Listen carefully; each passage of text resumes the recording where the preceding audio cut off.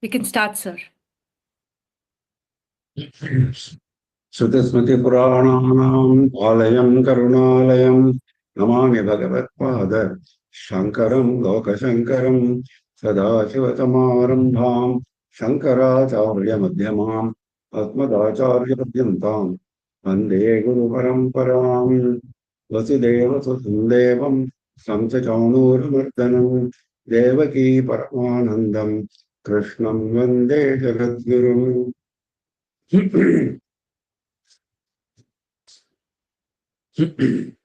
With the abundant blessings of our Acharya Swamiji, we are continuing with our study of Srimad Bhagavad Gita together with the Bhashyam of Adi Shankara.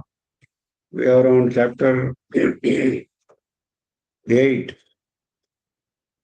Akshara Brahma Yoga, Dharana Yoga. We have come up to sloka number 19 yesterday. This chapter started with 7 questions of Arjuna based on the previous chapter's ending slokas. Bhagavan answered all the 7. And the last of the 7 questions was regarding how one could bring to mind Paramatma at the time of death. So that question is being explained in great detail with emphasis on dharana first. Dharana process was explained in detail. Now then, the time scale was also explained in this context. What is the time scale for various worlds, Goloka, etc.? And what is the time scale for various yugas? In this context, Brahma's day and night were explained. During Brahma's day, yesterday, I made a mistake in mentioning that the number of Devendras who come and go during one day of Brahma is 14. It's not 14, it is 7. Each Indra subsists for 14 Manvantras. So 14 is the number of Manvantras for which one Indra sustains in Devaloka. So there are 7 such Indra, there are 100 Manvantras in one day of Brahma. We are now in Vaivasvata Manvantara. Now, all this was explained as starting from Avyakta, if you remember. Avyaktat Vyaktayas Sarvaha. All these Vyaktis who are individuals, individual jivas, emanate from Avyakta, the unmanifest. Now, Bhagavan is going to explain that the Avyakta, because the term he is using in common with another Avyakta. So this Avyakta, the first Avyakta which was mentioned, is the night of Brahma, the night of Brahma. Swapavastha, Prajapatehe Swapavastha. This was the term used by Shankara in explaining. Because at that time, all these jivas attained a very sukshma, subtle state, which is avyakta, which cannot be explained, which is different from what we know as individuals. So now there is another avyakta, which is Bhagavan Maya. Now, this is not that, because Brahma himself is subject to Maya. So, that Maya is being explained. It was explained earlier. Now, it is in this context, it is being brought up. Parastasmattu bhavonyo avyakto vyaktat sanatanaha yassa sarveshu bhuteshu nashyatsu na vinashyati.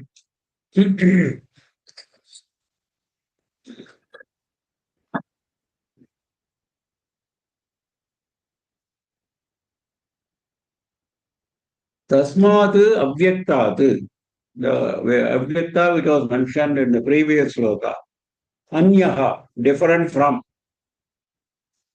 There is another avyakta. Tasmat avyaktat anyaha Paraha Avyaktaha Bhavaha.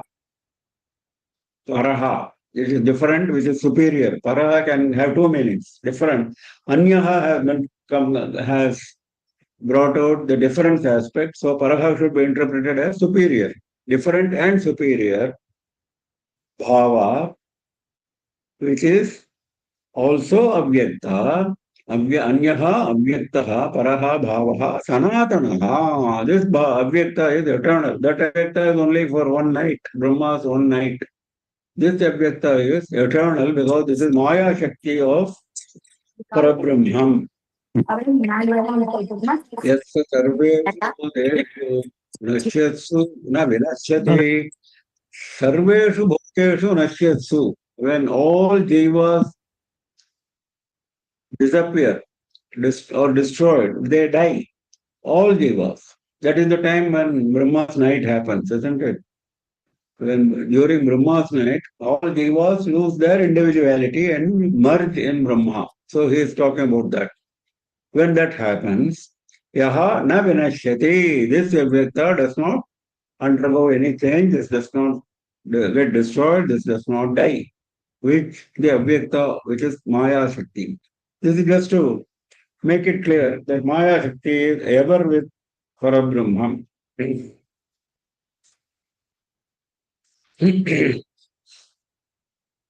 Now there is a tu term here, paraha tasmat tu, even the tu being explained by Shankara. Sometimes he goes into great detail on what we ignore or overlook, as small aksharas here and there, but he has deep meanings associated with them.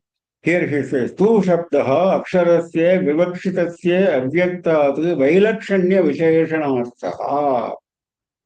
This is the distinction of the eternal Maya Shakti from the unmanifest source of matter, which is Brahma's night. To make the distinction clear, he is using the word tu. Tu means but.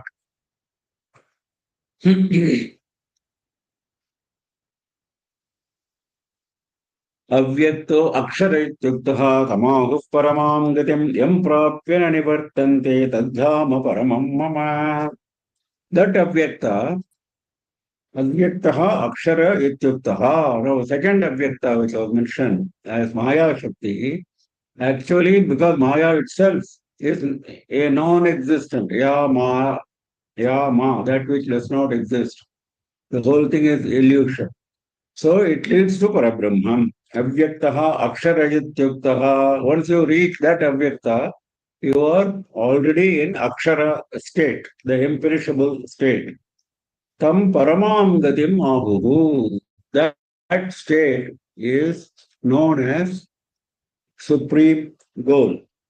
Yam prapyana nivartante tadhama paramam mama. After reaching that state, yam prapya, na nivartante, nobody comes back. Nobody comes back to samsara. Tat dhama mama paramam. Tat mama paramam dhama. That state is my supreme abode. That state is my supreme abode. Actually, the term abode means two things. The person who stays and the house in which he stays. Here there is nothing like that. There is only one. We are talking about Advaita. But just to make it clear, just to bring in it common parlance, he is using the term Dhama. Because Dhama has got different meanings. If you take the term abode, it should be interpreted as a non-abode, which is himself. If you take it as brilliance, Dhamma also has got a term of meaning of brilliance. So if you take it as brilliance, that is ever with him. He is non-different from that brilliance. In either case, he is only one, non-different. So he has explained that concept of the highest state which the jiva reaches when he crosses the samsara and reaches the ultimate state. That ultimate state has been described. Tad Vishnu Paramam Padam. This is the term used in Veda. Tad Vishnu Paramam Padam. That is same he is using here, Tad Dhama Paramam Mama.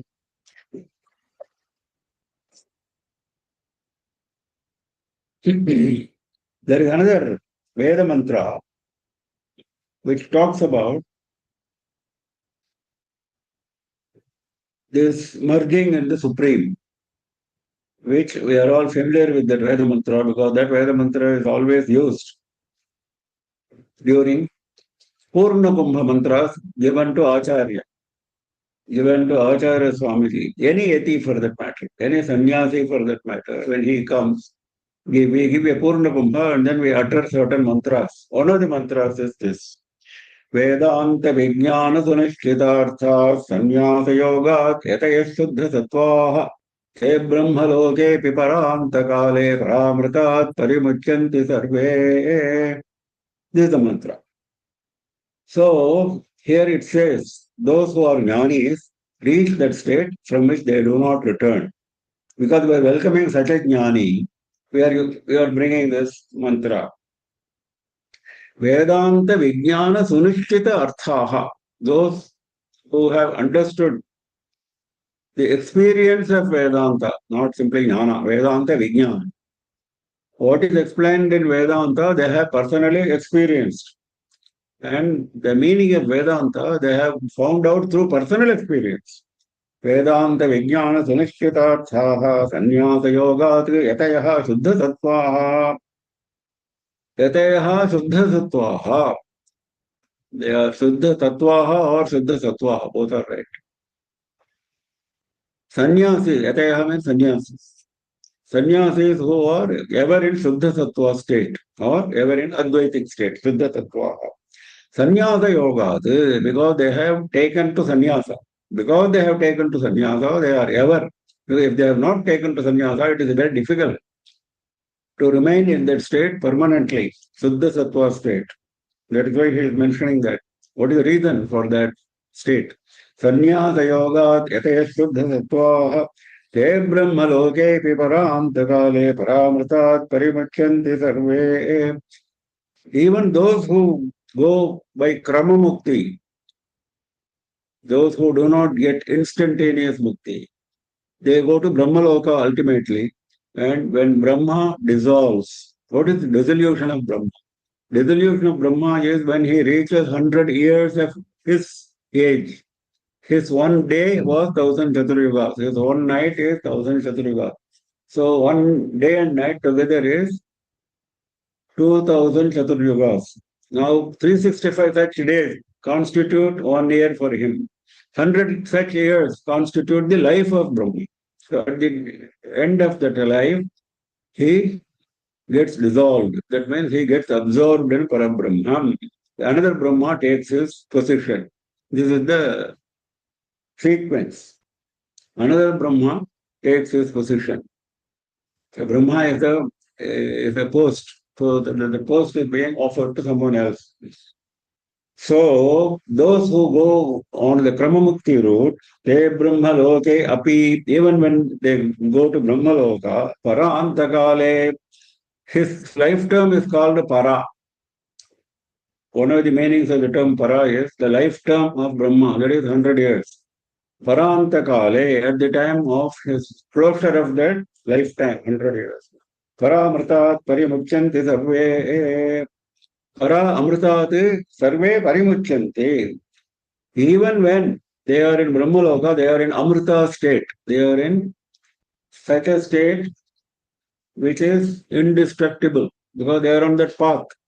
That is why it is described as Para Amritat. Parimuchanti, they get released from that state and they get absorbed in Parabrahman along with Brahma. When Brahma gets absorbed in Parabrahma, these jnanis who have walked the path of Kramamukti, they spend all their time along with Brahma, they get absorbed. This is what the mantra says. This is description of Kramamukti. So, since the subject mostly is Kramamukti, this is being brought out. This idea is being brought out. Because instantaneous mukti, there is nothing to describe. Yasya pranaha na utkramante, Veda says. That means his prana doesn't leave the body. We talked about prana being brought to Bhruvaur Madhye, then Murdhnyadhaya and all that. Brahmarandra. The very term Brahmarandra means there is an opening. And then the prana leaves through that opening. So when you say that leaves, it talks about Kramamukti. Because for the jnani who gets Sadhyo Mukti, instant Mukti, there's no question of leaving. Pranaha na utkramante. His prana stays in the body. His prana stays in the body and he merges with Parabrahman. So the body looks like lifeless, but it has prana shakti. That is why we go to adhishtanas of sannyasis, because sannyasis, prana shakti is still there. Anugrah shakti, prana shakti. It is not like ordinary human being. Prana leaves the body. That is the definition of sadhyo yukti. So that is what is being indirectly mentioned here. It is being explained by commentators. परस्तस्मात्तु भावोऽन्यो व्यक्तो व्यक्तात् सनातनः यस्य सर्वेषु भूतेषु नश्यत्सु न विनश्यति अव्यक्तोऽक्षरत्युक्तः तमाहुः परमां गतिम् यं प्राप्य न निवर्तन्ते तद्धाम परमं मम पुरुषस्य परः पार्थ भक्त्या लभ्यस्त्वनन्यया यस्यान्तस्थानि भूतानि येन सर्वमिदं ततम्. Now you have to make that supreme state attractive, which Bhagavan is doing again and again in various contexts. Now, since that context has come again, he is coming back to that topic. Hey Partha, Saha Purushaha Paraha, that Purusha whom you have described in the previous shloka, Tadhama Paramam Mama Avyakto Aksharetyuktaha, that Purusha is the highest Paraha, the supreme. Ananyaya Bhaktya Labhyaha. He is attainable only with undivided bhakti. Ananyaya Bhaktya. With bhakti not diverted to anything else. That is Ananyaya Bhakti. Ananya Bhakti. Ananya Bhakti is not recognizing anything else as deserving of bhakti. So he says, only if you adopt that bhakti, you can reach this place.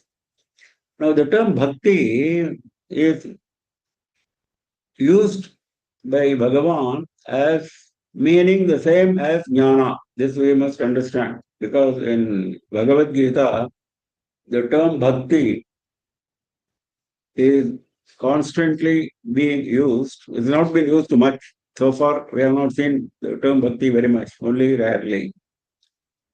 So he is using it as meaning the same as jnana. Why? That is explained in Viveka Chodamani by Adi Shankara. Moksha sadhana samadriyam bhaktirev gariyati swaswaroopanusandhanam bhaktiretyabhidhiyate. Moksha sadhana samadriyam. There are many ways through which you can attain moksha. Out of all the ways, of course, samadri means material. Out of all the materials that you can use for attaining moksha, bhakti reva gariyasi. It is only bhakti which is the superior one. There is nothing which can be compared with bhakti. He makes the statement. Now, what is that bhakti? Swaswaroopanusandhanam bhaktirityavidhiyate. Bhakti is not something which we normally understand as doing puja, doing parayana, doing japa, visiting a temple, participating in a home. Yes, all this is bhakti, no doubt. But this is called apara bhakti. Bhakti itself, like we saw earlier, apara vidya and para vidya. Similarly, even Veda came under apara vidya, if you remember. Para vidya is experiencing that Advaita. So similarly, apara bhakti is all this external practice of bhakti. But you have to internalize it in course of time. All this external is only for taking it on the internal path. This bhakti movement, which started in a big way, though it did not clearly mention this, it was only mentioned by Adi Shankara, but yeah, the Bhakta Ganas who came later on and who initiated this bhakti movement in a big way. Nayanars, Advars, and North Indian saints, many saints. They were all forerunners of the bhakti movement. But they didn't emphasize this aspect. Why? Because they didn't want to confuse the people. They wanted to, at least you remain in this bhakti state, automatically Bhagavan will be kind enough to take you to that state. That was their philosophy. If you, because their bhakti also, the bhakti which was defined by them also includes samadarshanam. If you remember the lives of saints, they never distinguished between one man and another man. They saw Bhagavan everywhere. They saw Bhagavan everywhere. If you look at the life of all these saints, they saw Bhagavan everywhere. So if you have reached a state of that samadarshanam, of seeing Bhagavan everywhere, that is equivalent to seeing Bhagavan inside you. Though they didn't specifically mention it in order to not to confuse the common people, because they took the bhakti movement to the common man. Do this bhajan, do this, Ekadashi bhajan. So this way, the mind was being trained towards a higher state. That higher state was Samadarshana. If you talk about Samadarshana at the beginning, nobody will understand, nobody will come to you. That is why they did not mention Samadarshana. But some of them mentioned to those who are fit, those who are fit. They also had Shishyas. All these saints had Shishyas who are mature, apart from the normal run of the public. So those who are mature Shishyas, they gave special Upadesha. They talked about Samadarshana. They also talked about this internalization. So, Swaswarupa Anusandhanam, meditation on one's own Swarupa, one's own reality, which is there inside him. Bhaktirit abhidhiyate, that is bhakti. Now look at the definition of bhakti. So, in that context, bhakti term is being used by Bhagavan here. So, ananyaya bhaktya labhyaha. You will attain him only by bhakti which is not diverted to any other goal. Yasyantasthani bhutani yena sarvamidam tatam. Yasya antasthani bhutani. All these living beings are inside him, inside that Paramapurusha. Purushasya Parapartha, that Paramapurusha. Inside him are all these living beings. Yena sarvam idam tatam. Idam sarvam, all this which you see around you, all this world is pervaded by him. Yena tatam. Whatever you see is illusion. Whatever is the truth is Parabrahm. So, yena sarvam idam tatam yasya antasthani bhutani. Inside him are all these beings. Karyabhutani. Karyam hi karanasya antarvarti bhavati. Shankara says it beautifully. Karya has to remain within karana always. An effect has to remain within the cause, isn't it? Without a cause, there cannot be any effect. An effect cannot say, I am distinct from that cause. Because what is cause and effect?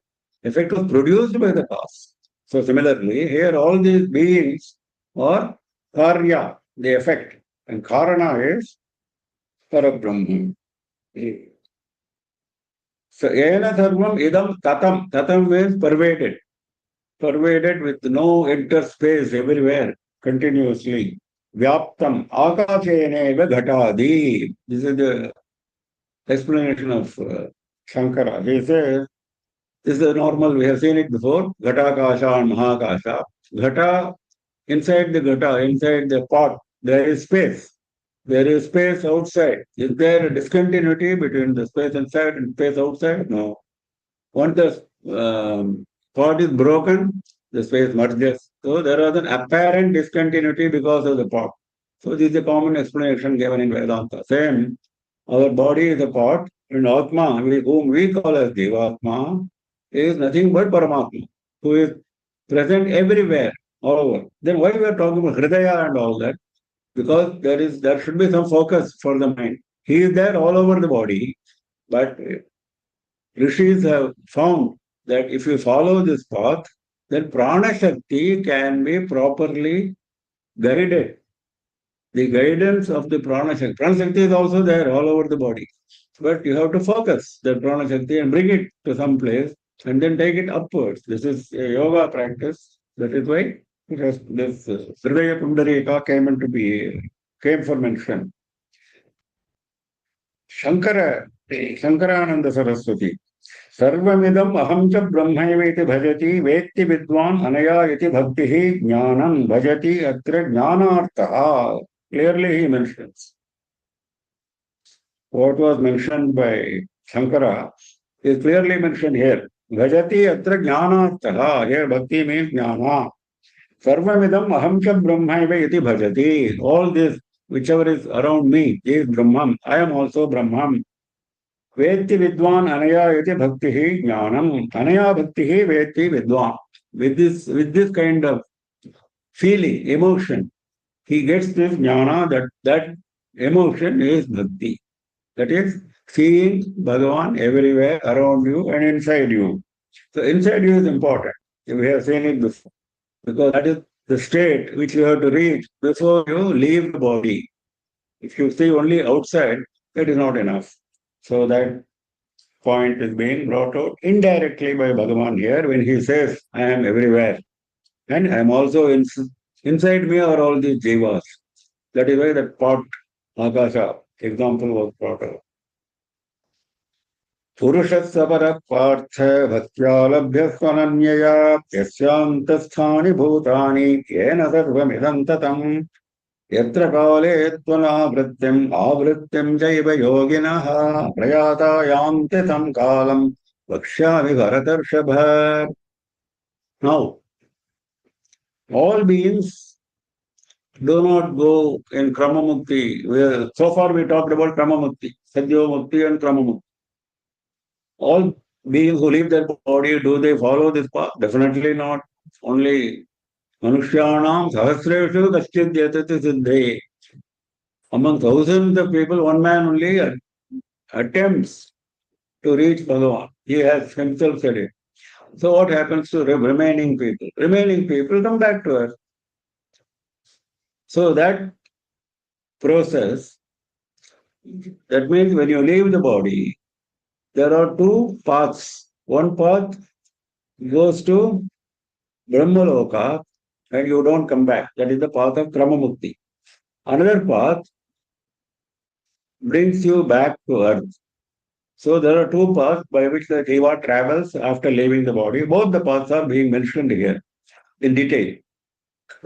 So he is saying, Yatra kale tu anavrittim avrittim chaiva yoginaha prayata yanti tam kalam vakshyami bharatarshabha. Of course, he is not talking about ordinary people here.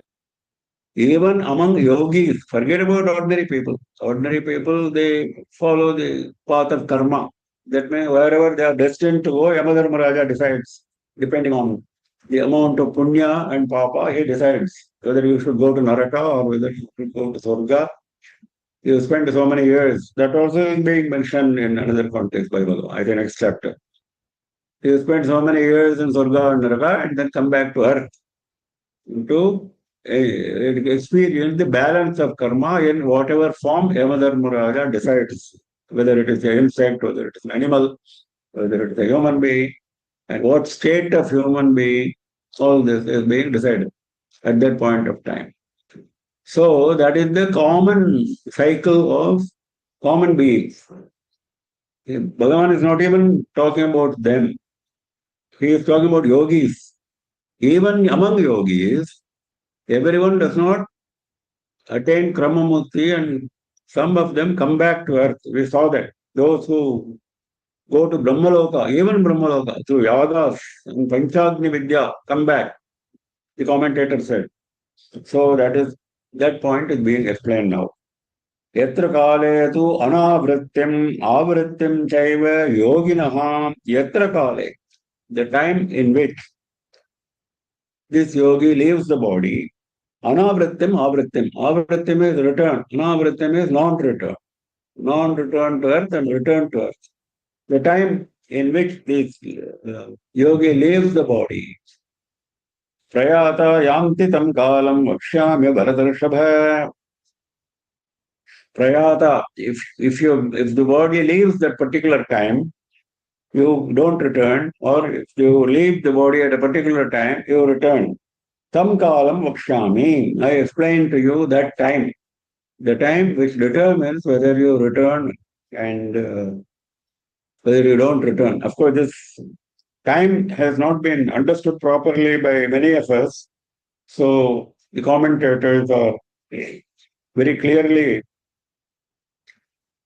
saying in their comments that time does not mean time here. Time means the quality of the jiva.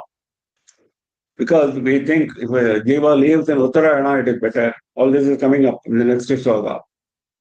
If a jiva lives in Dakshinayana, it is not good. Yes, on the face of it, these statements are all correct. Because prayashchittas are being performed if a person lives in Dakshinayana, if a person leaves the body in the night, if a person leaves the body in Krishna Paksha, if there are prayashchittas being done by the one who does the aparakarma, he does prayashchittas for the departed jiva. Depending on which particular star he left, there are some stars which attracts this kind of prayashchitta requirement. So all these are prayashchitta. That means that the undesirable consequences have come up because of the time of leaving the body. No doubt about it. But that is only preliminary. That is not the essence. The essence is the quality of the jiva. Now we think the quality of the jiva is determined by this. No, it is only a superficial, a secondary aspect. This has been explained by commentators and even Shastrakaras. So the term kala here should not be understood as time in that sense, but it is an indication of the quality of the jiva. यत्र काले त्वनावृत्तिम् आवृत्तिम् चैव योगिनः प्रयाता यान्ति तं कालं पश्यामि भरतर्षभ. Now here yoginah term is including karminascha, he says. That means those who are performing yagas, purta karmas.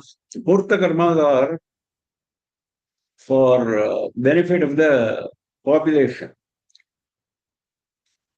Purta dharma or purta karma. All dharmas are for the well-being of the world. So apart from compulsory dharmas which a person has to practice, depending on one's varna and ashrama, there are compulsory dharmas, compulsory duties. You cannot avoid them. You should not avoid them. Then, apart from that, there are also dharmas which are not compulsory, but which are recommended. Those dharmas, because that enriches the jiva, that brings the jiva to this path of jnana. So those dharmas are classified into two categories, Ishta dharma and Purta dharma. Ishta dharma is performing, both are for common welfare, not for individual welfare. Both the Purta dharmas and Ishta dharmas are for common welfare, for the welfare of the society, not for the individual. Individual performs it, but for the welfare of the society.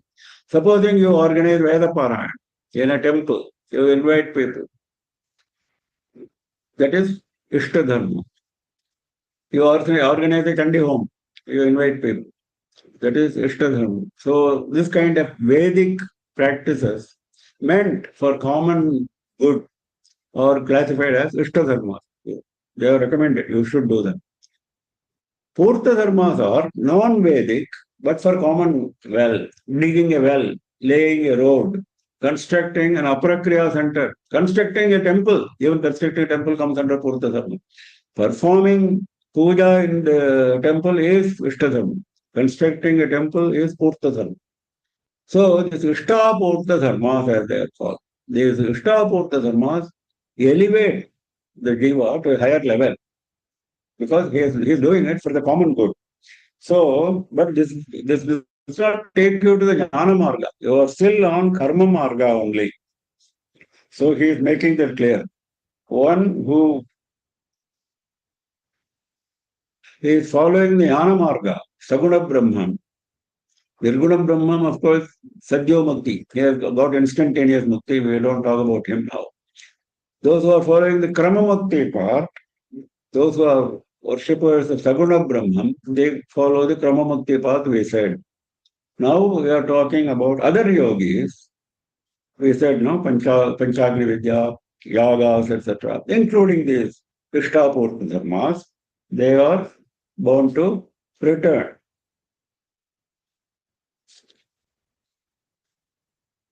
So these two paths are now being mentioned in the subsequent slokas. The return and the non-return.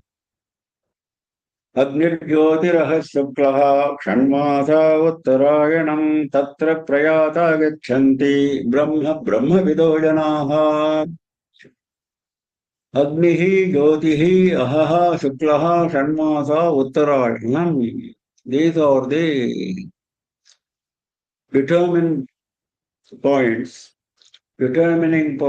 of the good time, the time by which you do not return. One is bright, that is daytime. Agnihi Jyotihi. Ahaha is daytime, and you should also be looking at Agni or Jyoti, Shuklaha, Shukla Paksha, Shanmasa Uttarayanam, the 6 months of Uttarayana. Tatra Prayata Gachanti. Those who people leave during this time, they attain Brahma. Gachanti Brahma, Brahma Vido Janaha. Those who know Brahman say like this.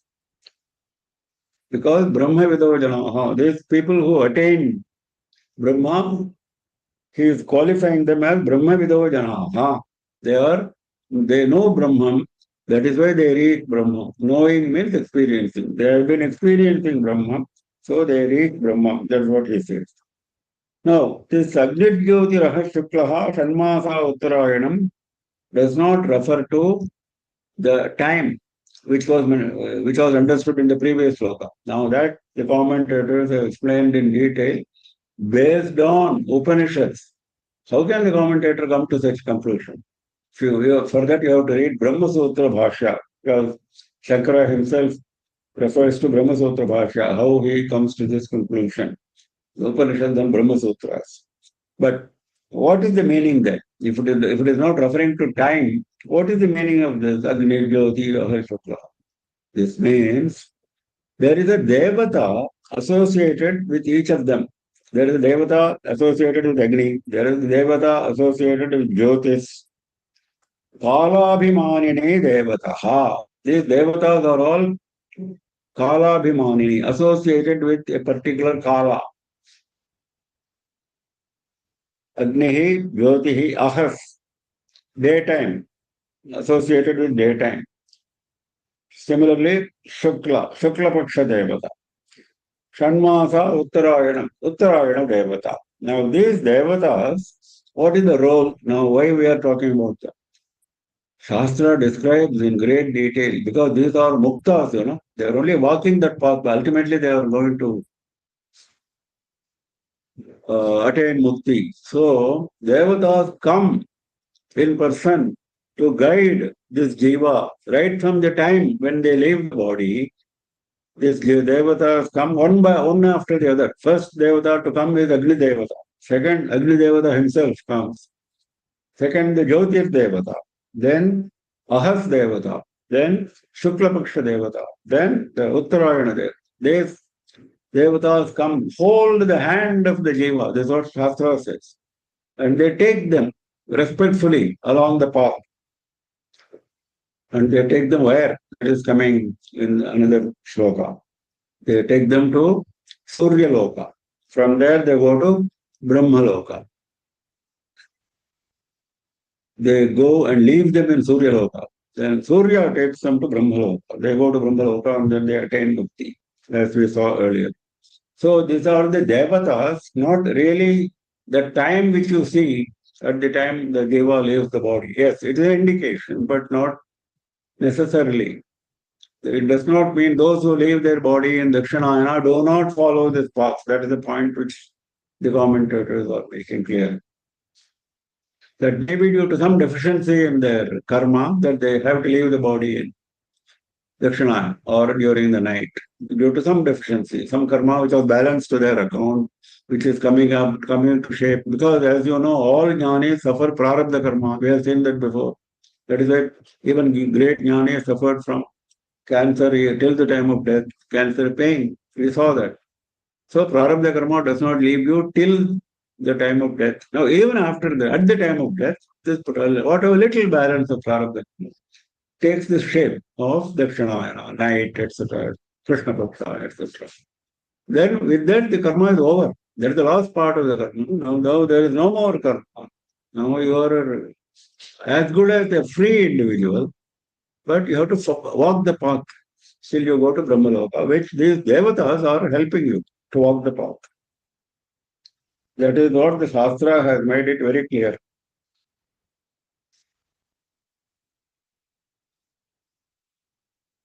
Kramena iti vakyasheshaha. This step by step, these devatas take you. As opposed to Sadhyo Mukti, which Shankara mentioned. Nahi Sadhyo Mukti bhajam samyak darshana nishthanam gatihi agatirva kvachit asti. For them, there is no question of going and coming. They remain with prana in their body, but they merge with Paramatma right at that. Natasya prana utkramanti. From Brihadaranyaka Upanishad, he is quoting that. Prana does not leave their body.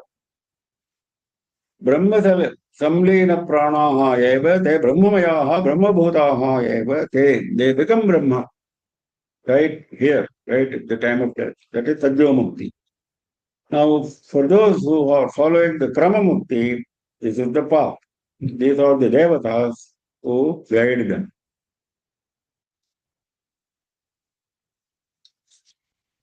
This is called Devayana.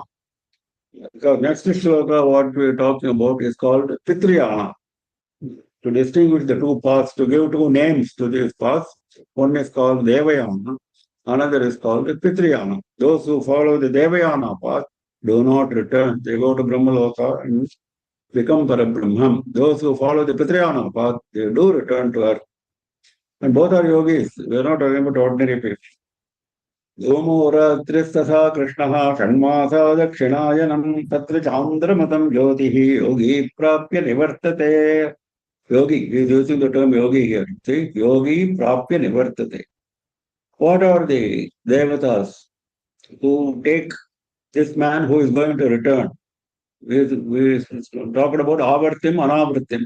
So anavarti we covered. Now we are coming to avarti, the one who is going to return. Dhumo, smoke, as opposed to Agni, Jyoti. Agni, Jyotihi.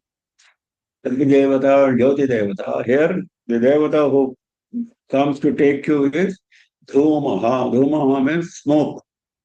Ratri, night time. Krishnaha, Krishna Paksha. Shanmasa, Dakshinayanam. The 6 months of Dakshinayanam. So these are the Devatas. Devata in charge of Dhuma, smoke. Devata in charge of Ratri, Ratri Devata. Then Krishna Paksha Devata, then Dakshinayana Devata. These Devatas come and hold your hand, take you respectfully to Chandraloka, Tatra Chandramasam Jyotihi Yogi Prapya Nivartate.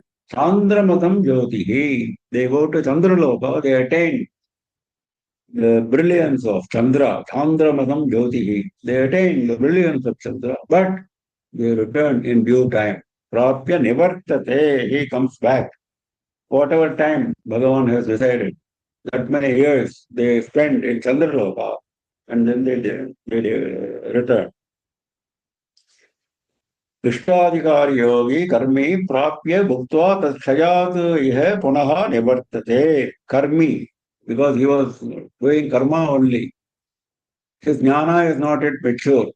He was all the time interested in karma. That's why he's calling us karmi, yagas and etc. Purta karma, sishta karma. We saw that. So he goes to Chandraloka, Bhuktva tat shayad yaha punaha nivartate. When that period is over, that punya which took him to Chandraloka, that period is over, then he comes back. This is the Pitriyana path. This path is known as Pitriyana. Now, Dhuma is interpreted by some commentators as Vayu Devata. The Devata who is in charge of smoke, Vayu Devata, some interpretation.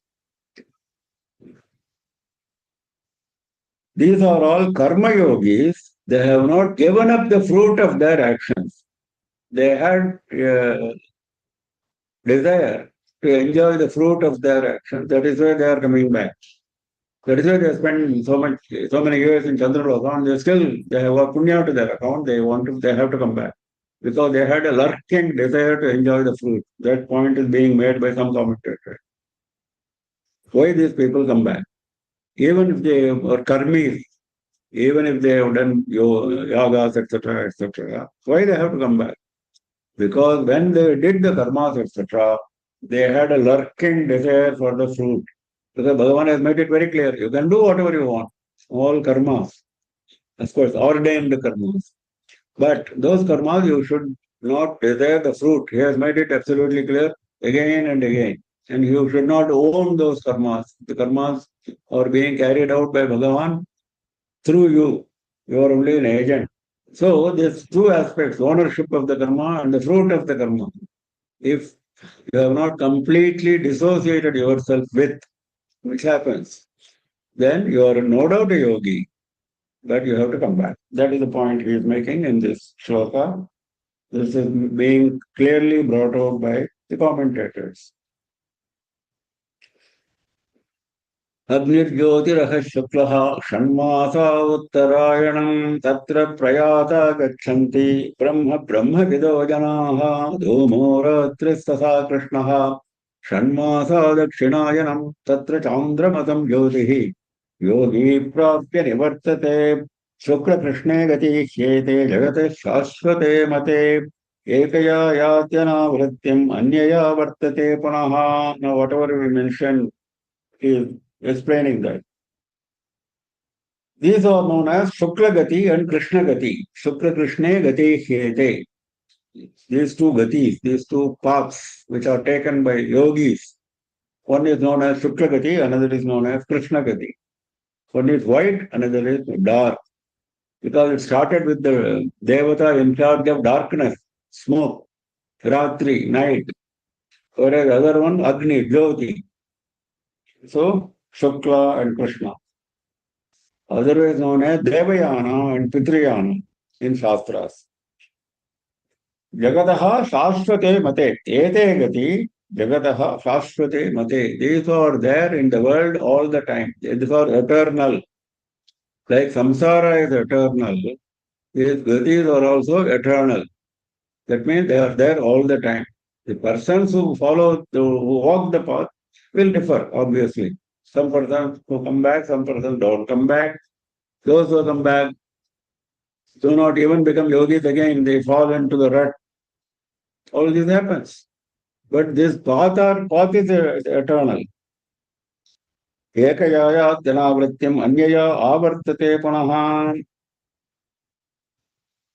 Ekaya yati anavrityam. Anavrityam means non-return. By the first path, that is Shukla path, you don't return. Anyaya, by the second path, that is the Krishna path,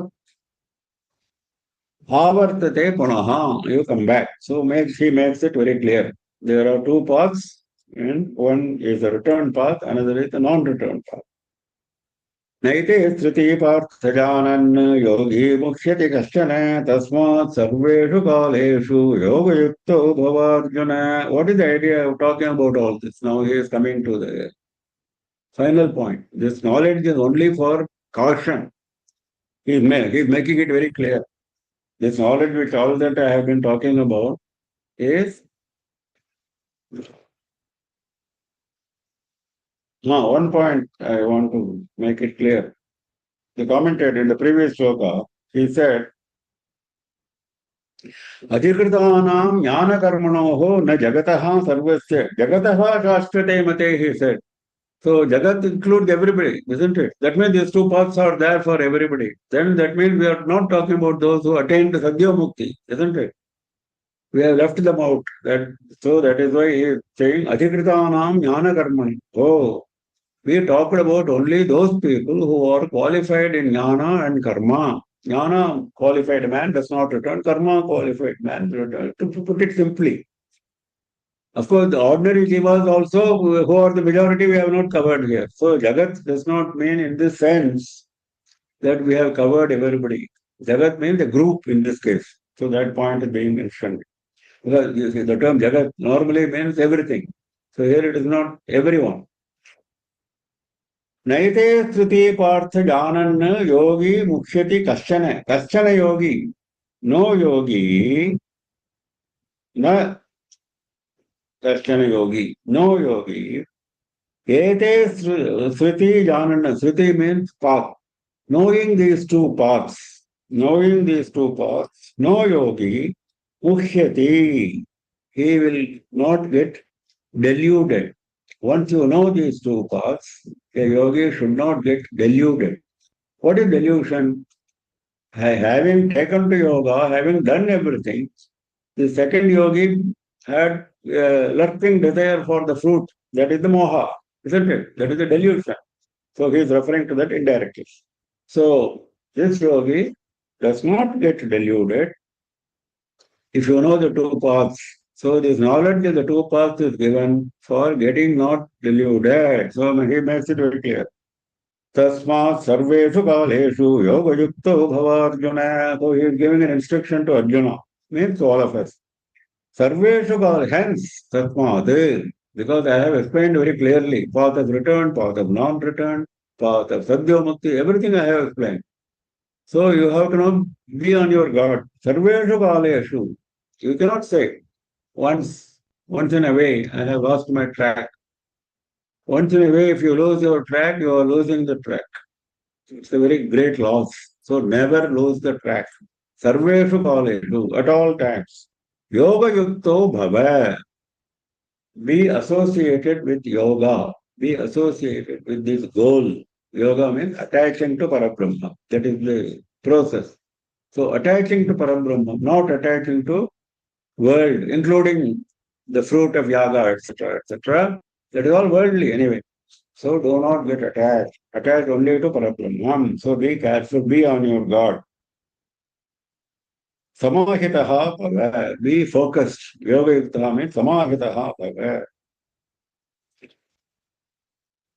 शुक्ल कृष्णे गति ह्येते जगतः शाश्वते मते एकयायात्यनावृत्तिम् अन्यया वर्तते पुनः नैते स्तुति पार्थ जानन् योगी मुख्यति कश्चन तस्मात् सर्वेषु कालेषु योगयुक्तो भव Arjun. Now we have come to the last shloka of this chapter. Vedeshu yajneshu tapassu chaiva daneshu yatpunyaphalam pradishtam atyeti tatsarvamidam viditva yogi param sthanam upayati chadyam.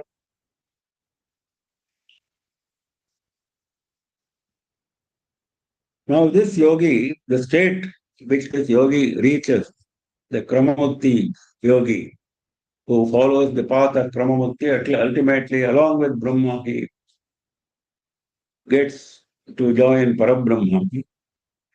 He is praising that yogi. Naturally, you have to praise. The goal should be praised clearly so that the interest, the attraction remains for the ordinary person. So he says that. Vedeshu yajneshu tapassu chaiva daneshu yatpunyaphalam pradishtam. You follow the path of yoga, Veda Parayana. I am always doing Veda Parayana. I am always doing yajneshu, tapassu, I am always doing tapas. There are people, isn't it? Taponishtaha, yajnanishtaha, Vedanishtaha. So those people, why they do this? Yat punya phalam pradishtam, whatever fruit of punya which has accrued to you, punya phalam, the fruit which has accrued to you due to the punya of this Veda, Yajna and Tapas. Pradishtam, whatever has accrued to you. Pradishtam means whatever Shastra has determined that you have got, that is a Pradishtam. Whatever Shastra has determined that you have got that punya, yat punya phala, that punya, tat sarvam, idam viditva yogi atyeti, idam viditva, knowing what I have explained in the previous slokas, the two paths, etc., knowing that tat sarvam atyeti, he crosses all that. He transcends all that. Transcends all what? All that punya phala. Tat sarvam. Yat punya phalam tat sarvam. Yat tat. Yat punya phalam. Whichever punya phala has accrued to you, as determined by Shastra, because of your adherence to Vedas, because of your adherence to Yajna, because of your adherence to Tapas, whatever punya phala has accrued to you, he transcends. He does not care. I don't want this. I don't want to be and get entangled in this punya bhava. So he transcends.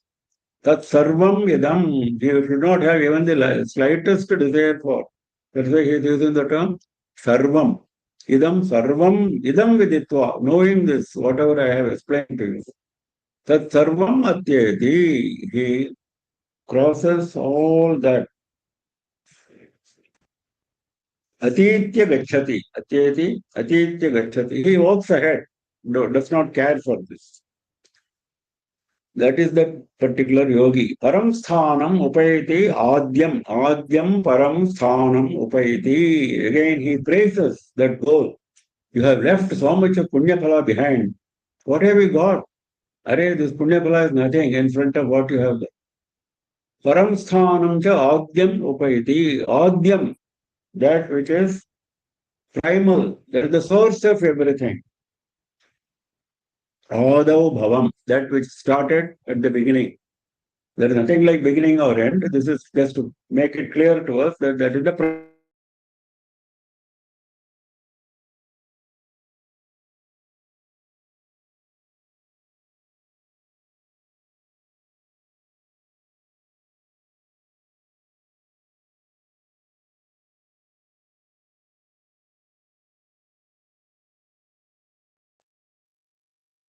Parabrahma. That state he reaches because he left behind the Punya Phala. We saw that.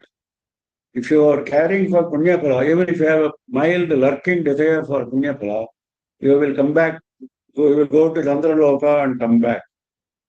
Whereas other one, you will go to Surya Loka and you will go to Brahma Loka ultimately. And then become Parabrahman yourself. This Yajna, Tapas and Dana, apart from Veda, these three, Yajna, Dana and Tapas, are frequently mentioned by Bhagavan in the course of Bhagavad Gita as karmas which people are interested in, which draw the interest of yogis. Yogis are interested in one of these three, Yajna, Tapas and Dana. In fact, Bhagavan says all of us should become yogi. All of us should take interest in this, Yajna, Tapas and Dana. And eventually, over a period of time, first you do the karma, Yajna, Dana and Tapas. What karma yoga we studied in great detail. Karma prescribed by Shastras, that is the definition. So out of the prescribed karma, he is choosing these three as recommended. Out of the prescribed karma, all prescribed karmas have to be done. Shraddha has to be done. Tarpanam has to be done. Out of all the prescribed karma, he is choosing these three, Yajna, Dana and Tapas, as purifying the soul. Yajna purifies. Tapas no doubt purifies. Dhanam also purifies. Because Dhanam encourages loss of selfishness, loss of identity of your individual self. You start developing vairagya. That is the purpose of dana. So, charity, tapas, austerity, yajna, performing yajna. Veda is there behind all the things. You are continuous practitioner of Veda if you are entitled to Veda, if you are one of the three varnas. But even the fourth varna should do all this, yajna, tapas, and dhanam. That is why three are mentioned as recommended karmas. That is why he is talking about punya phalam, because they give you punya, they give you purity. But we are talking about the highest yogi who does not care for the fruit. But even for him, he has been already always doing these karmas. So that is the emphasis brought out in the shloka, which is coming up for mention frequently in subsequent slokas. वेदेषु यज्ञेषु तपस्विषैवे दानेषु यत्पुण्यफलं प्रतिष्ठम् अत्येति तत्सर्वमिदं विदित्वा योगी परं स्थानमुपैति चाद्यम् इति श्रीमहाभारते शतकाहस्यां संहितायां वैयासिक्यां भीष्मपर्वणि श्रीमद्भगवद्गीतासु उपनिषत्सु ब्रह्मविद्यायां योगशास्त्रे श्रीकृष्णार्जुनसंवादे अक्षरब्रह्मयोगो नाम अष्टमोऽध्यायः. So we have come to the close of the 8th Adhyaya. We will take up the 9th chapter in the next session, next Saturday at 7:30 PM EST. Any doubts, any questions? If anyone wants to ask any questions, please feel free to unmute and ask. Any questions? No, sir.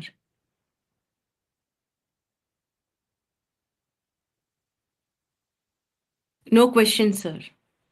Namaskaram, Mama. I don't have any question, No but... Okay. Hello? Go on, go on. Go on. Yeah, I don't have any question, but I wanted to confirm, I mean, whatever we learned in 8th Adhyaya, I mean, we usually hear from our elders and we are aware of this. So I just want to confirm one thing with you. So it said that whatever punya and papa we do, that is definitely taken forward to your next janma if it is there. But the spiritual thing, what you learn, that stays with you throughout all the janmas you are born. Is that something correct? I have heard about it from many, so I was just wanted to confirm since you know. The second part is not, please repeat. Second part is not clear. If you do, if you learn something spiritual and you have progress in spiritual in any janma, that stays with you throughout all the janmas. With the punyam papam, of course, rest all, they are like plus and minus based on your karmas in any janma, but the spiritual one stays with you forever, all janmas. Is that a learning we should take? That Bhagavan himself mentioned, isn't it? That Bhagavan himself mentioned in the earlier chapter that yogi who comes back, he mentioned two types of families in which he is born. You remember that? So, that Bhagavan himself recognizes. In fact, nothing goes waste. The basic principle of our Sanatana Dharma. No action, no thought will go waste. Every one of them will have its fruit. That there is no doubt about that. So there is no question, there is no doubt on that. Everything is there to our account. Till the jnana takes over everything and destroys all karmas, all punya phalas, all papa phalas. Till that point, all of them will follow you. So there is no exception to that. This is the general rule, no exception to that. I think there was one more person who raised a question. Gayatri, Ramanan, I saw a note. Yes, Gayatri ji, kindly unmute, please. Namaskaram, Mama. Since you mentioned about this Shraddha Karma that is to be done, Shraddha Karma and Tarpanam, I have a doubt. Can you please explain the deeper significance of this Gaya Shraddham, where we are asked to leave one vegetable, one fruit, one leaf, like that. Can you explain the deeper significance, please? Gaya Shraddham has been particularly praised in all our Shastras. Of course, now we are going into Dharma Shastra, which is different from Moksha Shastra, which is the subject of Bhagavad Gita. When you go into Dharma Shastra, that is karmas which are compulsory, there are karmas which are compulsory, there are karmas which are not compulsory but which are recommended. We just now mentioned Yajna, Dana, Tapas, etc. Even among Shraddhas, Shraddha is compulsory, but Gaya Shraddha is not compulsory but is recommended. Now, even Ramayana mentions it. Even Ramayana says, in those days, people used to aspire for 10 sons. This is mentioned in Ramayana. People used to aspire for 10 sons so that at least one will go to Gaya and perform Shraddha. This was this mentioned in Ramayana, because going to Gaya, performing Shraddha, etc. was tough in those days, those journey, etc. Now, of course, people do it so easily. So, that shows that it is not compulsory, but it is recommended. Otherwise, this mention will not come in Ramayana. So, your question was while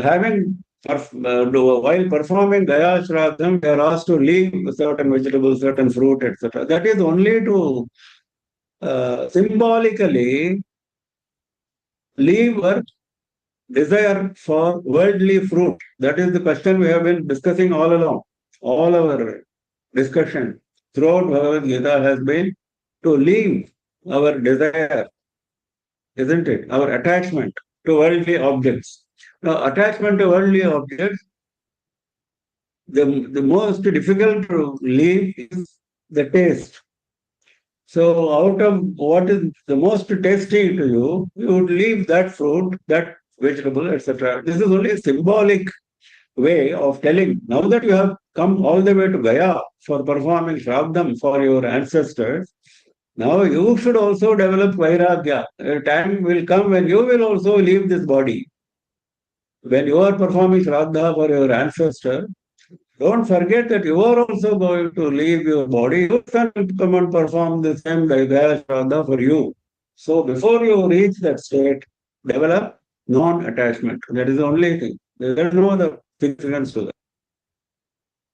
Namaskar, Mama. Sorry.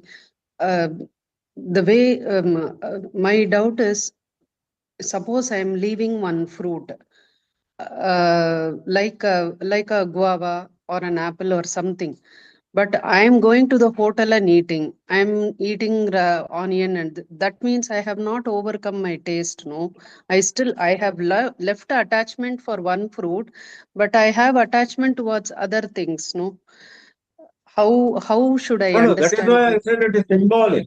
See, it's not something which is a hard and fast provision. That provision is symbolic. That is only to say, if you are still going to taste onion and things like that, and what is the use of leaving that fruit and vegetable? Yes, your question is right. So that is why it's a symbol of your developing sattva. For developing sattva, that is another point which is Bhagavan is going to make. Whatever type of food which one should take, he is going to make that point. So definitely onion is not recommended. So leaving out even not onion, even better vegetables, better fruits is only for developing better detachment. So we are talking about a slightly higher level here when you are leaving the fruit, etc. Symbolically. Okay, Mama, I'm currently reading your book on So everything Karma. comes to detachment. Everything comes to detachment. Huh? I'm currently reading your book on Pitru Karma since my father-in-law passed away. So I wanted to know this. And is it a must that we have to leave if we go to Gaya for Gaya Shraddham? Well, that is what is prescribed by Shastra. If you believe in Shastra, you must do that. Because every symbol has got a meaning. Yeah. Then why do you go to Gaya? Isn't it? So, yes, it is a must. Which book you said, Pitru Karma? The book name is Pitru Karma. It is a blue cover. Book on the title is Pitru Karma only. Okay. Right. From Giri, I got Right, that. okay, Ah, fine. thanks, Mama. Yeah, okay. Yeah, correct. Yeah, that's right. Any Yeah, other that was written questions? by me some years ago. This is the- Thank you, Mama. Namaskaram. Any other questions? Okay, right. Shri Guru Purnima, just one last question. How, so you mentioned there are two ways. So one is Devayana Marga and one is Pitruyana Marga. So how to get the Devayana Marga, and is it Guru's grace is important for that? Of course, Guru's grace is always helpful. No, that is the supervening point. Guru's grace can eradicate everything negative, can bless everything positive. So he can grant you Sadhya Mukti. He can grant you Devayana. So Guru can do anything. But for that, we have to qualify ourselves. Have you ever seen a Guru who will bless a non-qualified, unqualified person? He will not. So we are talking about what we should do, not what about what Guru will bless. Guru's blessing is always there, no doubt. So this is the path of the two groups of people. We are not bringing Guru here at this point. Guru is definitely required. Bhagavan is also going to mention Guru. He has already mentioned once, he will mention again.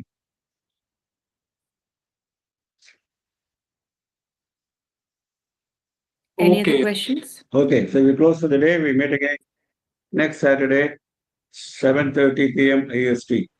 Namah Parvati Pataye Hara Hara Mahadeva Sarvatra Govinda Nama Sankirtanam Govinda Govinda Sri Raja Rajeshwarye Jaya Jaya.